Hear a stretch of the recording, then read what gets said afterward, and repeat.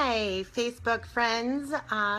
Today I want to share a little bit of reflection, understanding that I've gotten. Lately I've been reading about what a warrior does, how a warrior carries themselves, and the difference between a warrior, somebody who runs from confrontation, and other people who actually embrace it. So, a warrior, W-O-R-R-I-E-R, it's somebody who cringes in the face of challenges or obstacles. Now, they run. I've got some notes over here that I'm reading. They run and live in fear of the what ifs.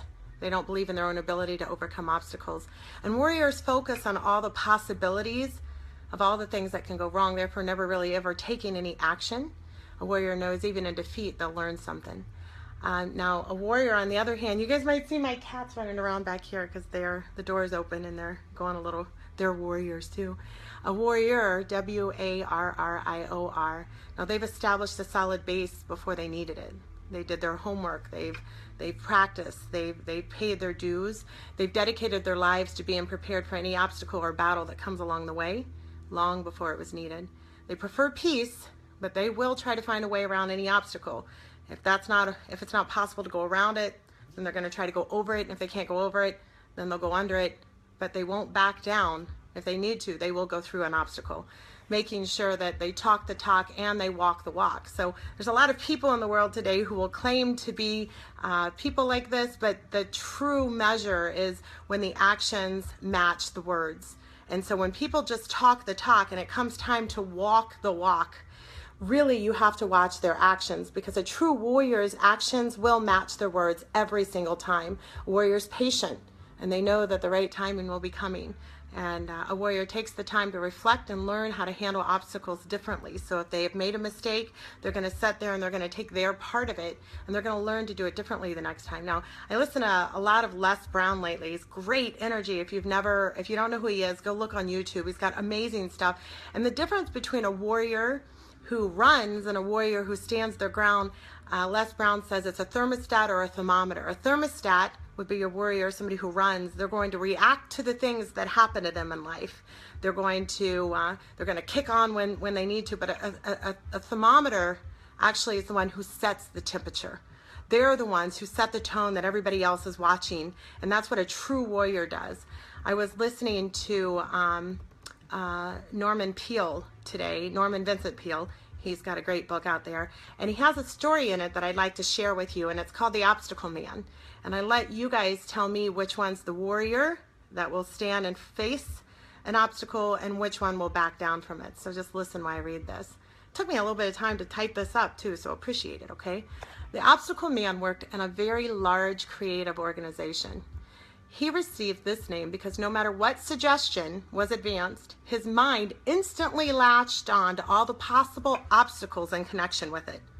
One day, the directors of his firms were considering a project which involved considerable expense and some definite hazards, as well as some possible successes.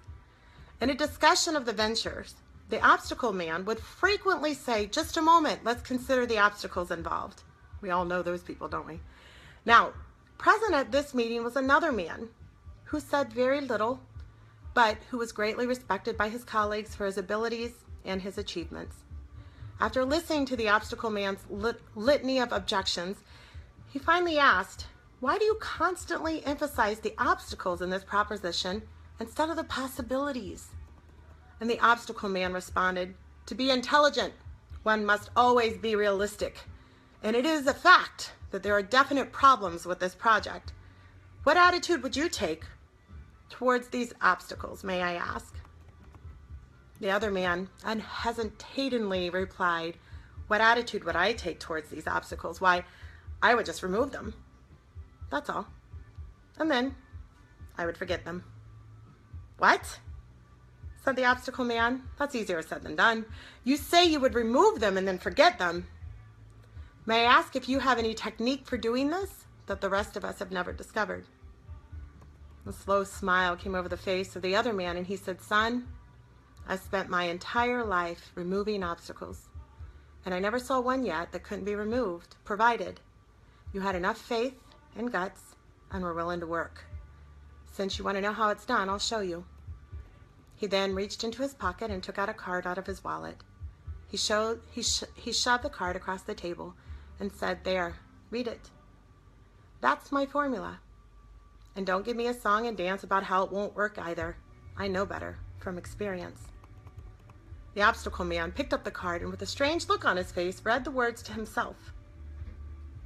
"Read them out loud," urged the other man.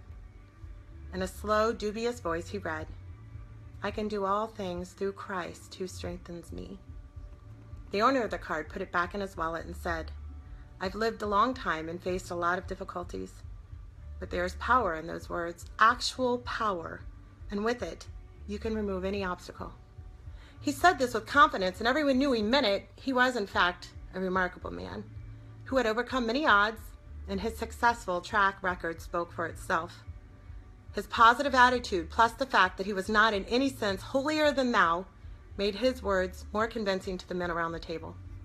At any rate, there was no more negative talk from the obstacle man or anyone else for that matter, and the project was put into operation, and despite the risks and difficulties, it turned out successfully. So, I would ask you, that's the end of the story, isn't that a great story? I'll probably put the words out there so you guys can share it because it's just an amazing story, and it really sunk into my soul right now when in the middle of some challenges and in the middle of obstacles that I did not see coming, knowing that my base is solid and it's been there a long time, and that through Christ all things are possible, I am excited about what's coming ahead for me, and I'm excited to know that my feet are firmly planted, and I'm excited to welcome the obstacles that are coming because I know I've done my work. I hope that you've done your work, and I hope that you've enjoyed this. So you guys reflect back on, are you a worrier that's living in fear? Because that's not the way we're supposed to live life. Life was not made to be in fear all the time. Our life is supposed to be that you have faith in something bigger than yourself, and that you know when the going gets tough, you're just going to get going. So, hey, you guys, do me a favor. Remember, tomorrow's Monday. I'm still looking for a lot of business. So if you guys know anybody looking to buy or sell, please throw them my way. I take great care of them, and I would earn their business as much as I'd earn your referral. So you guys have a great weekend. Tomorrow's Monday. Remember, 8 o'clock, or tomorrow's Monday, so no makeup Mondays for me tomorrow. And I encourage you, all the guys too, no makeup tomorrow, okay? And remember, 8 o'clock in the morning, #1 time for people to have heart attacks because they're living a life they don't want to live. So today is a great day to start thinking about what's that life look like, especially if you got the face of a warrior on. Have a great weekend. Thanks.